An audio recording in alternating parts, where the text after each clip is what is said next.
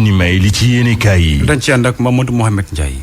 jërë ngeen jëf l'observateur xëy na taxaw ci yenn ci taxawaay yi fi ki fi taxawal Serigne Touba taxawee ci màggal gi les innovations de Serigne Mountakha la ko tuddee ubbil yéenekaay bi comité d'organisation bu màggalu Touba gi ci njiital porte-parole xalifa général des mourides Cheikh Bass Abdou Khadre ñoo ngi liggéey bu baax a baax ngir li Serigne bi bëgg ci màggal gi ak ni mu bëggee mu demee ne ñu matal ko Touba di dalal ci màggal gi ay millions yi doomi aadama ñu koy def ci jamonoy Covid bi tax xalifa bi santaane ci ay coppite yu bari coppite yooyee ak matuwaay yi Serigne Abdoulaye Diop mi porte-parole comité d'organisation bu màggalu Touba gi mi ngi leeral ni mu tëddee ci biir l'observateur nee na sëriñ bi sàkku na ci képp kuy màggal si nga góorgóorlu ci respecter gestes barrières yi barab yi nga xamit ne mbooloo dañ fay faral di daje ci jamonoy màggal gi fu ci mel ne ci jumaay Touba ku fay dem nga raxasu boole ci ki takk sa masque sëriñ Abdoulaye Diop ne sëriñ bi yónnee na ay lettre kër yi diine yi ci réew mi baaxoo yabali délégation ci màggal gi ngir ñu wàññi nit ñay nekk ca délégation ba journaliste ñu accrédité ngir ñu liggéey ci màggal gi mu ne ren ci ñetti téeméeri journaliste la ñu leen yamale ngir bañ ñàkkum ndox ci màggal gi moo waral ñaari mbànd di réservoir d'eau yu 6000 mètres cubes yu ñu fas yéene raccordé ci réseau bi màggal gi ak matuwaay l'observateur mi ngi ñuy xibaar ne groupe Futurs Médias ni mu ko baaxoo ci jamonoy màggal gu nekk démbit ci talaata ji délégation bu GFM ci njiital Birane Ndour directeur général bu groupe Futurs Médias demoon nañu ca Touba siyaara ji xalifa général des mourides Serigne Mountakha Mbacké Bachir ba ñu fa jugee ca lañ jàll ca Cheikh Bass Abdou Khadre foofee fa la ñu déggaatee mbégte mu rëy mu yoonu murid am ci groupe Futurs Médias ki sos yoonu murid di Serigne Touba Cheikh Ahmadou Bamba Khadim Rasoul ab nataalam moo xëy ne dàng ci xët mu njëkk journal La Mandat yéenekaay bi nañu bu weesoo wàlliwu ak nitu yàlla ki mu doon Serigne Touba Cheikh Ahmadou Bamba Xaadim Rasul mooy ki ñu xittali Walf Quotidien moom it ci yi mu xëyee ci xëtam mu njëkk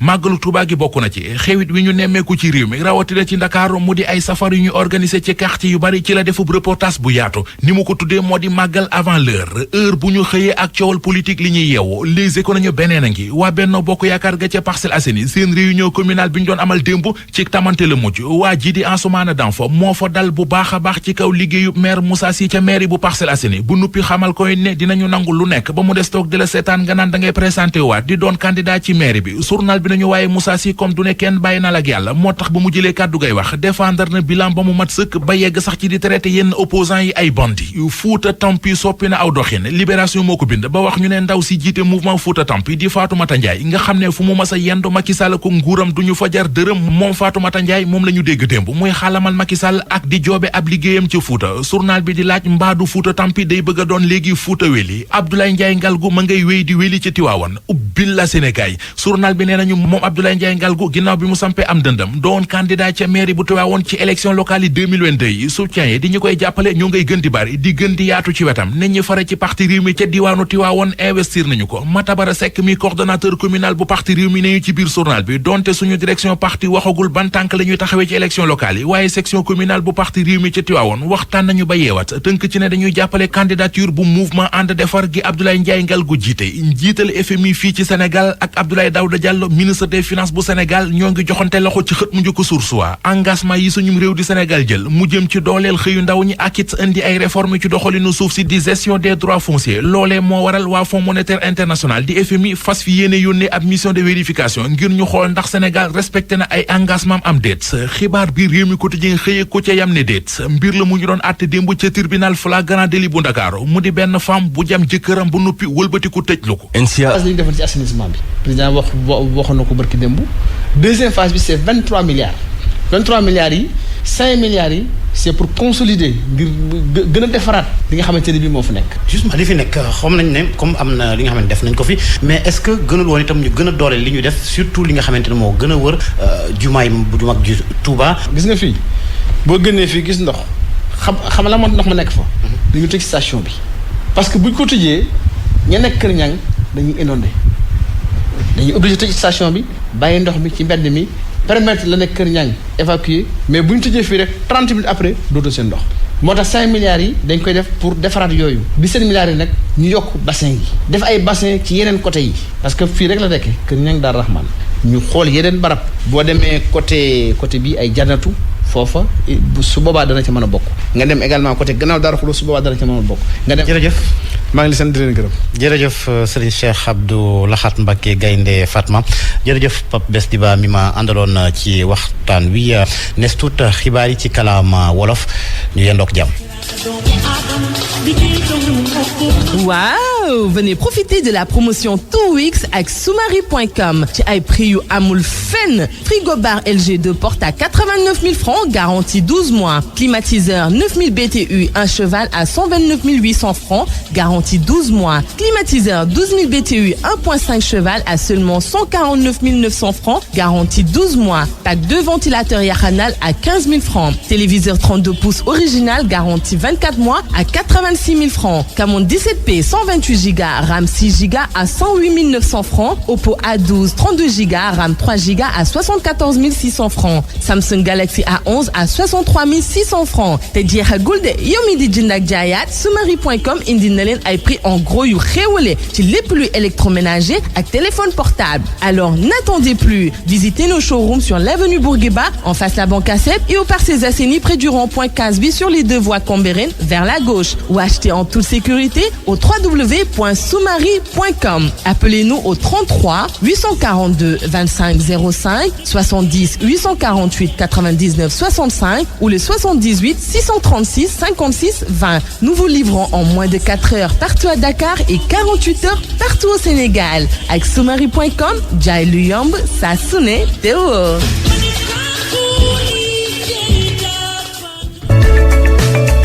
Vous avez besoin de caution sur les marchés publics ou privés? Adressez-vous à la SONAC. La SONAC SA vous accompagne dans l'obtention et la réalisation de tous vos contrats en délivrant tout type de garantie. Caution de soumission, caution d'avance de démarrage, caution de bonne exécution, caution de retenue de garantie, caution définitive, assurance décennale, tout risque chantier et responsabilité civile. Pour plus d'informations, appelez vite au 33 889 82 10 ou rendez-vous sur www.sonac.sn. La SONAC SA, membre du groupe Sonam Assurance, votre partenaire pour toute forme de garantie. Entreprise régie par le code SIMA. Covid mën naa dal ku nekk man ñàkku naa bàyyeeku nga. bataaxalu ministère de la santé ci ndimbalu USAID Breakthrough Action. Le leadership dans tous ses états, l'art de se faire obéir sans commander, le titre du 4e ouvrage de Dr Cheikh Oumar Diallo, directeur de l'école d'art oratoire et de leadership EAO. En vente dans toutes les librairies. Vous êtes leader politique, top manager ou chef d'entreprise, cette commande spéciale est pour vous. Tout est dit sur le leadership et le management des équipes. Alors, achetez-les vite et vous aurez tout sur le charisme, l'intelligence émotionnelle, la communication de crise, la gestion des priorités, les lois secrètes du temps, sans oublier le leadership féminin. Le leadership dans tous ses états. Un livre total à placer entre toutes les mains. Ceux qui le liront se feront obéir sans commander. Le chef dit, allez-y. Le leader, allons-y. Bonne lecture. RFM Matin. RFM Matin. émission bi yeewaa Sénégal. juróom-ñetti waxtu teg na benn simili foofee ca Touba Mbacké asalaamaaleykum. mbokk yi jàngeen jëf dal leen jàmm bismillah leen ci xibaar li ci gën a fës ki jiite grand parti fëgg na bu baax a baax ci nguur gi ne président Macky Sall nguuram tas yaakaar rek moo ci ne. Malick Gakou ma nga woon ca siège yu FRAPP nemmeeku ay jàngalkat ya fa nekk grève de la faim maanaam di xiifal bu amul app dinañ ci ànd ak yéen ci biir xibaar yi ci ay leeral. Fouta Tampi soppi na ay kàddoom gannaaw nag ba mu andee ay jafe-jafe ci tournée économique bi nga xam ne njiiti réew mi amoon na ko fa ci ay weer yi ñu mujj ca bët saalumu réew mi nag ngir ñu naqarlu seen dundin ni mu méttee ca gox boobee Fatoumata Ndiaye nag jiite ko boobule collectif soppi na ay kaddu li mu wax sax léegi mooy mu ngay rafetlu li nga xam ne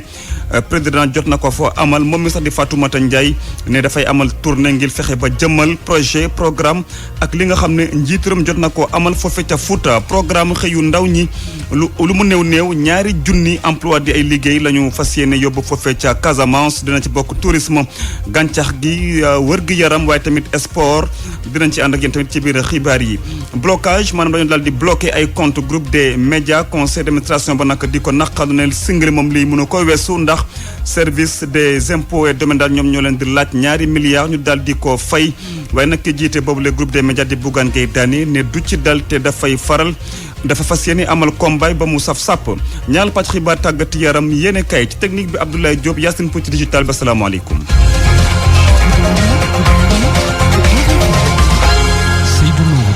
grève de la faim di xiifal bi nga xam ne ay jàngalekat ci ay classe passerelle ñoom ñoo koy amal nag waral ba tey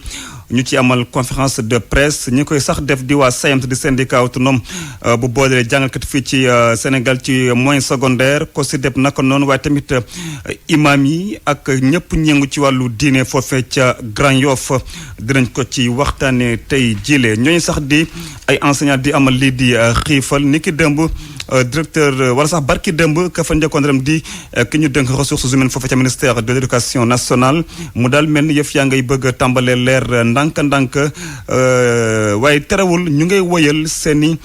grève de la faim ba ñu gis li leen leer Cheikhou Oumar Sissoko moom mooy vice-président bu boobule kuréel mu ngi ci micro beeg Ibrahima Diamé. bi ñu waxee ak moom wax nañ ko li ñuy xaar si moom suñuy mébét moom am na lum ñu wax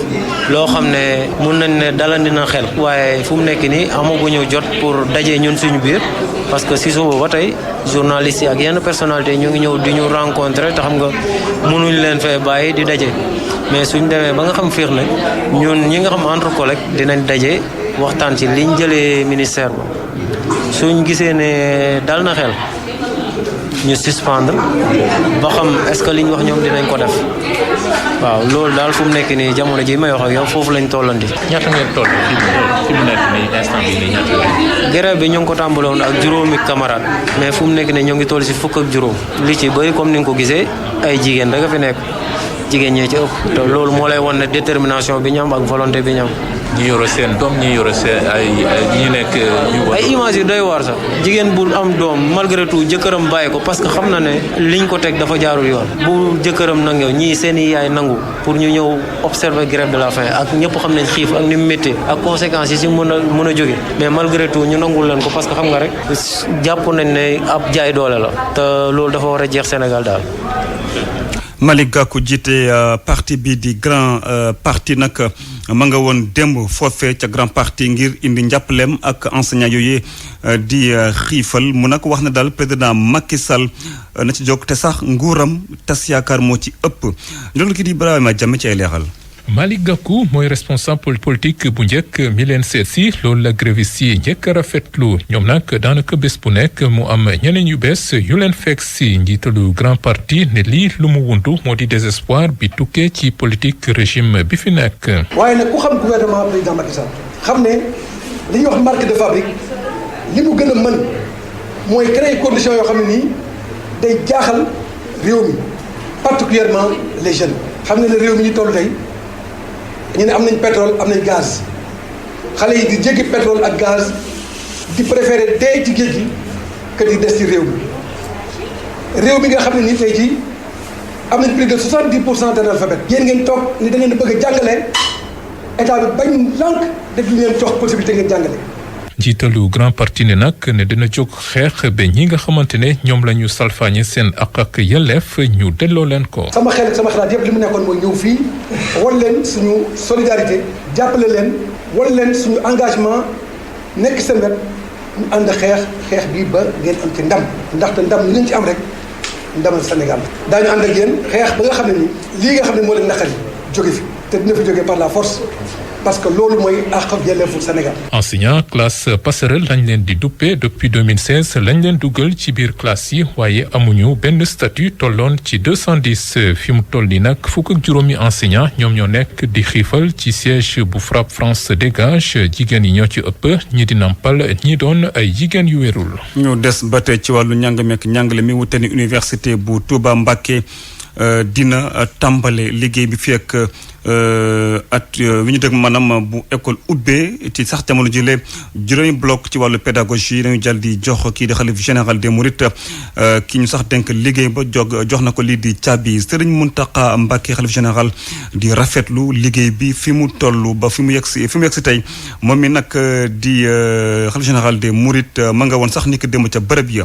ndongo kaa ci ay leeral. xalif général des Mourides ñu dalal ko nag ci benn ci juróomi bâtiment yu université de Touba yu seen liggéey nag daal dee noppi kii di entrepreneur bi di Abdoulahat Ka boole kook di maire de Touba daal dee jox nag caabi yi le bâtiment kii di Serigne Mountakha Mbacké. jox nañ ko caabi première partie bi nga xam ne moom la commission pédagogique bi soxla ngir ñu mën a ubbi ci ren def seen i test ak seen programme jox naa ko caabi jox na leen ko. yile bâtiment nag daal dee yemm ba ñu mën koo jëfandikoo bu l'école ubbee université de Touba war a mën a dalloo nag étudiant yu njëkk mën a sukkandikoo ci kii di entrepreneur bi. bu leen neexee suba mën nañu jàng ci classe yi ñu nekk tey ko loolu nag moom rek laay sant yàlla li tax nag suñu xol set mooy sëriñ bi ñëw na fi wër na mboolem liggéey xool na ko. xalif général des Mourides ni moom bég na Serigne Mountakha Mbacké ni liggéeyu université de Touba fi mu toll nii ak gaawaay bi daal dinay dal xel. jërëjëf yéen ñëpp yéen ñun seqal liggéey bi ak mboolem taalibe yi képp koo xam ne seen tubaab gi ci xolam ñëpp ñu ngi leen di sant di leen kañ waaye di leen soññ waaw nañ gën a soññ waxtu wu ne nañuy sant sëñ Touba waxtu wu ne it dañuy soññ jëm ci liggéey sëñ Touba ziar yi rek la. complexe Cheikh Ahmadoul Khadim bu lépp yemmee war a dikkee nag lu tolloog fanweer ak juróom-ñaar ci ay milliards ci suñuy koppar lii di tegu xeer bu njëkk bi ñu amaloon ko nag ci atum 2019 fi mu toll nii liggéey bi nag di avancé bu baax a baax kii di xalif général des Mourides bëgg a def nag gële université barab bu ñu ràññeeku ci àdduna bi wërngal këpp ci wàlluk sàkkub xam-xam Ndongaka Touba rajo Futur Media. Ndongaka ñëwaat fii ci Ndakaaru amical bu boole ñay jànge ca faculté lettres ak sciences humaines nag di xibaar ñii di étudiants yi nag ne ubbi tepp l'école ñeent fan ci weeru octobre lañ ko fas yéene woon amal waaye dañ ko daal di pousse ba fukki fan ak juróom-ñeent ci weeru octobre li ko nag waral mooy dañu war a jeexal liggéey ba foofee ca COUD waaye tamit xool processus bu jëm ci codification yi ba tey daal ñu ngi tam ci liggéey fexe ba gën a dooleel lépp daal loo xam ne mu ngi jëm ci wàllu wërgu-yaram ngir moytandiku mbas mi ñuy nag ñaan ñii di kilifa université bi dañu fexe ba respecté li ñu wax lu ko mooy rek mun na am ay jafe-jafe ci calendrier universitaire bi. pour man RFM mooy rajo bi gaaw ci xibaar yu wóor. RFM xibaar yu wóor te wóor. programme bu taxaw ci xëyu ndaw ñi nag lu mu néew 2 junni emploi di ay liggéey la fas yéene dugal foofe ca Casamance foofe nag délégation bu gouvernement bi ma nga fa woon di nemmeeku yëf nam fa demee ma nga fa woon ni ki nag démb la seen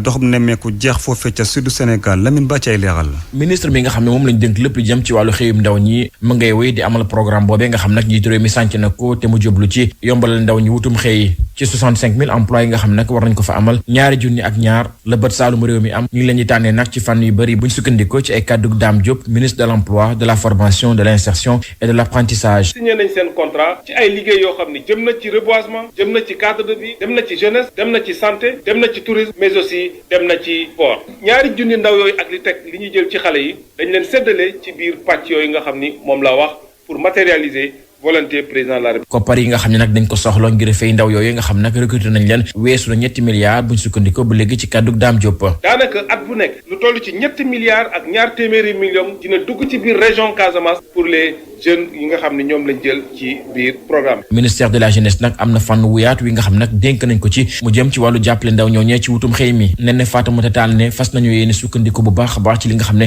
mooy projet Pôle emploi. ci biir Pôle emploi yi nga xamante ni nii ma koy fàttali day jël en charge emploi ndaw ñi ak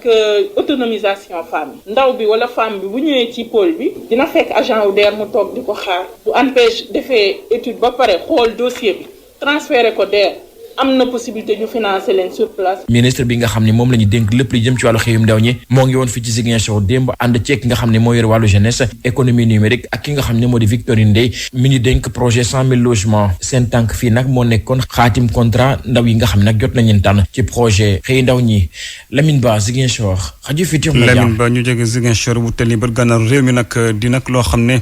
foofu ca Fouta ay kaddu yi ñu soppi gannaaw ba ñu meree woon lool di jigéen ñi ak góor ñi daal bokk ci fi ñu wax Fouta Tampi amoon na ay weer tey seen i kàddu ñagasoon na lool ba sax tournée économique bu njiitu réew mi dañu ko daal di jëmoon a lëntal naam sax foofee ca Matam ci jamono jii nag ñu ngi rafetlu liggéey bi nga xam ne président mu ngi ko fay amal ki leen nag jiite di Fatoumata Ndiaye ne dafa sax fas yéene amoon tournée ngir gën a jëmmal projet ak programme bi nga xam ne président Macky Sall mu ngi ci Matam Ali Bandel ñaaw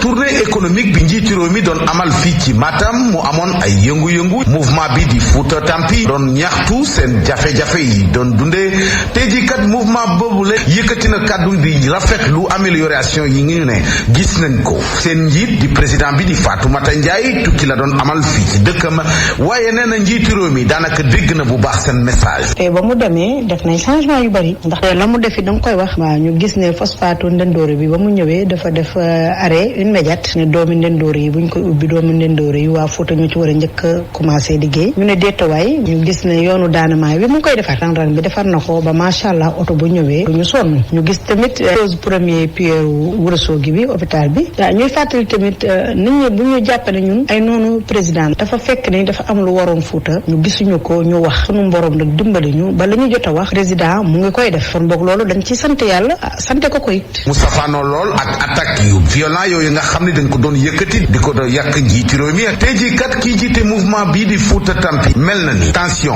wàññeeku na bu baax a baax. la nga doon xeex ñu ngi la koy defal defe naa ne bu fekkee xeex rek la tax a jóg bu nit defee war ngaa mën a taxaw ne def na war a mën a deltu gannaaw te président nag mu ngi cay def lu mu mën. mouvement Fouta Tampi nag dañuy waajal ab tukki nemmeeku ci département bu Podor waaye itam ci région bu Matam fa nga xam ni fu ne daañu dem duut baaraam li nga xam ni moom la leen njiitu réew mi defal laata kon ñuy wax la nga xamante ni moom moo des te mu war leen cee mun a jàppale ngir soppi xar kanamu diwaanu Matam mu nekkoon sa naataango Ali Bandel ñaa fii ci doonu Matam pour RFM. Ali Bandel ñaa juróomi waxtu moo teg na fukki simili ak ñeent fa ca Matam. RFM rajo askan wi. ñu waxtaanee groupe des médias bu Bougane Gueye Dany dañoo bloqué ay comptam impôt demoon nag ñoom ñoo fa jaar di ko laaj $2 milliards ci wàllu taxe muy ay redevance waaye nag conseil d'administration ba nag foofee jàpp ne ab singali moom mënul weesu lii El Hadj Gabou Sarr bokk ci conseil d'administration boobu mu ngi ci téléphone beeg El Hadj Ndete Diop. dañ bloqué compte des médias suite à kayit bu ñu yónnee benn bataaxal boo xam ne imponé na dañ leen amel 2 milliards suite à une taxation d'office jusqu'à ce jour ñu ngi ci yoon wu jub bi comprendre wuñ taxation ba fu mu jóge ak lu ko wund comprendre wuñ ko ba tey ngeen jàppee ko ni acharnement la bu ñu tëgmal ci kaw groupe des médias ñu jàppee ko acharnement la bu ñu teg groupe des médias loolu lañ ko jàppee parce que ka nga xam ne moo ko sookee inspecteur des impôts ba benn mouvement politique la amee ca Diourbel di ko doxal xam naa nee na daf ñuy faagaagal tamit mën leen a jàpp ni ñeneen entreprise de presse yi dañ leen a teggil bor boobu yéen ñu leen koy toppee ba léegi. entreprise de presse yëpp dañu am ce qu'on appelle une exonération fiscale depuis une période de presque 3 ans nous avons le texte et nous avons la jurisprudence parce que gis nañ ñoo xam ne sey ñu dara te kenn topp leen dara. ñu wutali Saint-Louis foofekat nappkat yi dañoo mer ba fottu ne nag naam sax fukki weer ak ñaar ci wàllu napp lañ daal di jox ñi di wàllu Mauritanie waaye nag nee nañu ñoom waa Mauritanie lañuy toog seen i ndodd ci pénalité dafa bëri lool ndax at wu ne daanaka ñu ngay fay lu bare bëri ci ay millions yàggatul sax ñu daal di tàmbale campagne waaye nappkat yi wane seen i mer lool ca Saint-Louis Ousseynou Diop. nappkat yi nekk ci diwaan Ndar gi ci benn at la leen may ay licence ànd ci nguuru Sénégal ak waa Mauritanie juróom fukki junni ci ay tonnes nag la ñu war a napp licence yi ñu war a am toll ci juróomi téeméer ci ay licence ñoom li leen gën a métti jamono jile mooy daan bi leen waa Mauritanie di daan ñu ni loolee dafa métti Ousmane Sène mooy seen njiit. ndax licence de pêche yi alamaan yi métti na métti gu day naka pour gaal yi dem géej il faut nga teg si sa loxo président de la république noo ngi la koy ñaan pour nga jàppale nu ci amande yi xaw na métti lool. ci seen i kàddu lii bu fekkee ni nguur gi jógu ci yeneen i jafe-jafe mën na am. amande yi boo gisee gaal def infraction ñaanam maanaam dañu tere benn espèce fausse espèce. lu demee naka miile yooyu dañ ko tere des fois gaal dañ koy jàpp. ki ñu nag mere ci mbir mi mooy ministre bi yore lépp lu jëm ci wàllu nappa gi. ñun ministre bi nga xam ne moom la ñu am mu di Alioune Ndoye maanaam dañu jox suñu àq ak suñu yellef ñun président de la république mooy kilifaam dañu bëgg bu ndee ñab bu nee du ñaan pénalité mooy alamaan yi rek te ndaw la bu ñu yónni rek. ñoom nappkat yi nag ñu ngay gën a ñaax seen mbokk yi ngir ñu gën a mën a sàmmonteeg charte yi ñu teg ci licence yi ñuy sax xupp capitaine gaal yi. jàpp si licence mu baax ndax licence bu yàqoo ñun la yàqul ñun acteurs yi nañ defaraat suñu toogaay. ak licence yi leen may nappkat yi nekk ci diwaan Ndar géej laa ñu mën a nokki ndaxte lu toll ci juróomi weer a ngi leen kenn demul géej Ousseynou Diop Saint-Louis RFM. RFM Sport.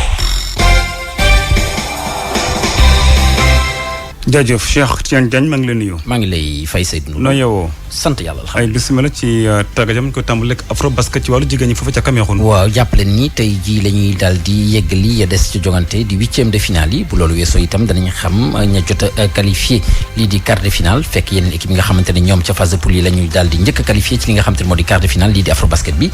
tey jii nag ca Yaoundé palais des sports foofu nag ñeenti jongante moo fay daal di am dañuy daal di kon bokk déglu suñu envoyé spécial foofu la ca Yaoundé di Soda Thiam. ka tegle ñaari yoon jël afro basket bi di Nigéria dëkk bay dalal di Cameroun Sénégal ak Mali ñoom ñeenti ñëpp am nañ seen ticket gu leen yóbbu ca quart de finale yi yeneen ñeenti équipe yu war a complété tableau quart de finale yooyu le faaw ñu daal di jaar ci benn tour qualificatif niki àllarba gi lay doon daañu am ab derby maghrébin diggante Égypte mi jël ñaareelu place bi ci groupe C ak Tunisie mi nga xam ni moo nekkoon ci ñetteelu place su groupe D bi foofee ku fa gagné Cameroun ngay am ci quart de finale beneen jongante bi Angola mi nekkoon ci ñaareelu place groupe B bi mooy am Cap-Vert mi nekk ci 3e place groupe A bi loolee nag ab choc lusophone la foofee it ku fa gagné dangay daal di am Mali Côte d'Ivoire 2e groupe D bi moom mooy am Guinée bi nekkoon 3e groupe C bi foofu tamit ku fa gagné di nga jàmmaarloog Nigéria jongante àllarba gu mujj gi war a dox ci diggante Kenya mi nekkoon ci ñaareelu place groupe A bi ak Mozambique min mujjee ci groupe B bi foofu nag ku fa gagné Sénégal ngay daal di am waaye ci conférence de presse après match diggante Sénégal ak Égypte kay tàggat gaynde yi jigéen ñi di Moustapha Gaye xamle woon na ni bëgg-bëggam moom moo di taseek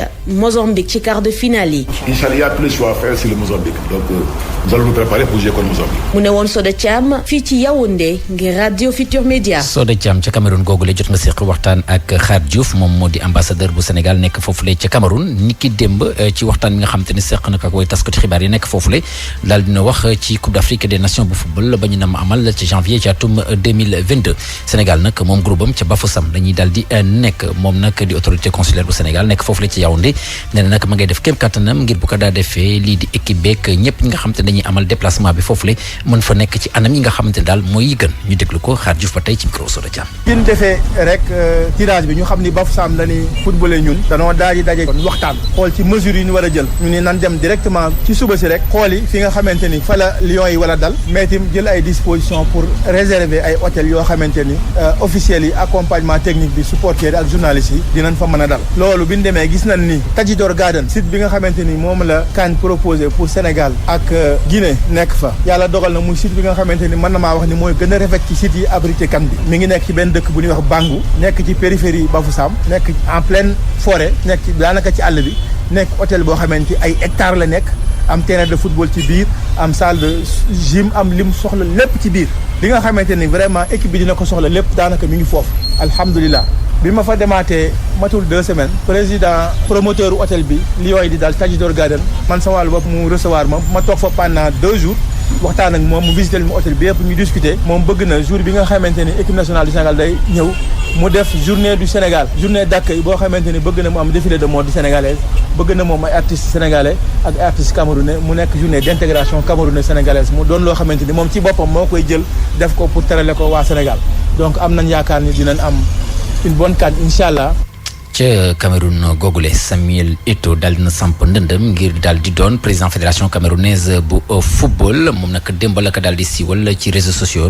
moom nag di Samuel Eto'o jàppale ni lii di assemblée générale bu fédération camerounaise bu football danañ ko daal di amal fukki fan ak benn ci weeru décembre Samuel Eto'o nag la mu xam ne moo di bu ñu ko daal di fale moom lépp lu jëm ci wàllum ndàmpaay ak salaire yu ni mel dana ko jéggal lii di fédération camerounaise bu football waaye nag moom mii di Samuel Eto'o am na lu ñuul ca sow ma ndax lii di présidente commission électorale bi fan yële weesu woon dal na xamal ni que képp ki nga xamante ne da nga amee double nationalité maanaam doo mën a doon candidat ci fédération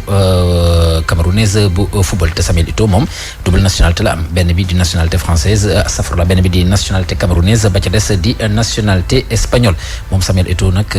ci mbir moomu la sax ñu fàttali kii di Didier Drogba ci Côte d'Ivoire ba mu jëlee woon dogal samp ndëndëm loolu tamit lañ ko daal di génneel ndax moom dafa amee double nationalité nationalité lu ci mënti am fédération ivoirienne bu football dal na xamle ni ki nga xamante ni moo di seen sélectionneur di seen entraîneur équipe nationale moom talaata gi di ñëw di Patrice Baumel dana daal di ñëw fii nii ci Sénégal ngir daal di visiter Stade Lat Dior bu Thiès ngir xool waaw wala déet Côte d'Ivoire dana fa mën a amal seen i jongante yi nga xamante ni ñu ngi koy waajal ci wàllu éliminatoire coupe du monde ak qualification coupe du monde ak itam ci lu jëm ci yeneen i jogante ndax ñoom seen stade foofule ca Abidjan ko homologué wuñu ko waa CAF ñoo def lu ni mel ak FIFA ñoom nag danañ amal jogante juróom-benn fan ci weeru octobre seen digg ak ñii di waa Malawi tombek ñetteelu wërgal qualification coupe du monde 2022 présidente bu comité normalisation fédération ivoirienne bu football moom daal na xam ne ni kii di manager lii di éléphant yu Côte d'Ivoire di Patrice Baumel dina daal tamitam dem ca stade ci nekk ci Accra ca Ghana ngir daal di caytu lu ni mel ñu daal di waxtaane football ca di championnat étranger yi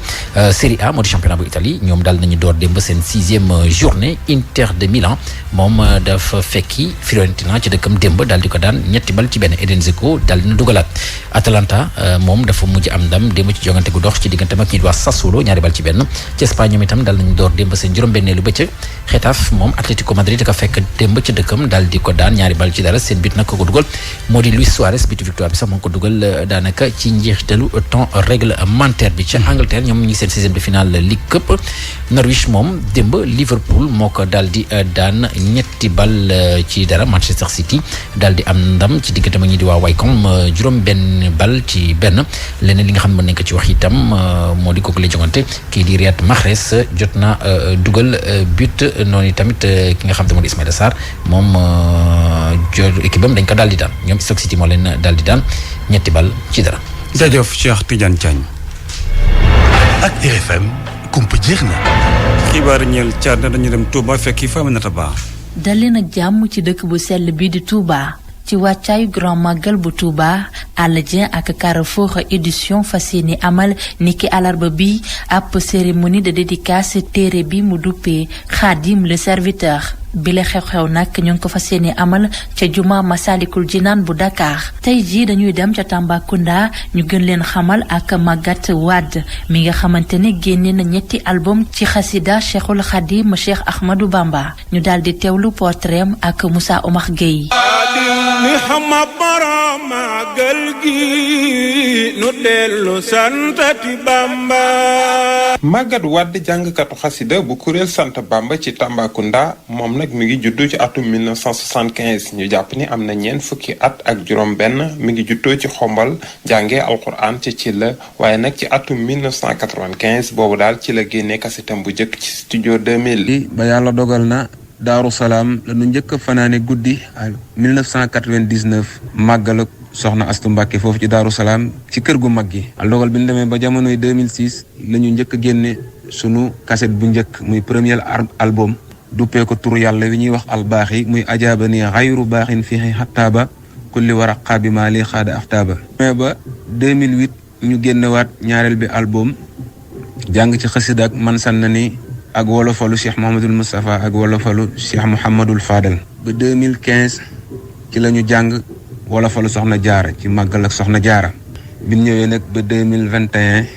ñu génnee wolofalu màggal gi di ci sant nag Serigne Touba comme Serigne bi ak cant la woote. Maguette Wade bu kuréel sant Bamba moom itam bëgg na daal ngir nag waajal lépp lu jëm ci màggalu Serigne Touba ñu daal di respecté li ñuy duppee ay mesures barrières yor seeni masque di raxasoo gel ak yeneen yu ni mel. Maguette Wade itam dafa nekk benn tailleur boo xam ne dafa yor atelier moom nag mi ngi jàngee loolu ki nga xam ni moom mooy ci wetu Baye Talla Sylla ci nag la wëlbati ko daal di dem ca Dakar ba mu fa jógee ci la ñëw ci Tamba. jërëjëf Moussa Oumar Gueye jërëjëf yéen itam ñu doon teewlu ñu leen di jox dig daje ëllëg ci beneen chronique culture. RFM nit ñi yéen i kaay. NCA Assurance.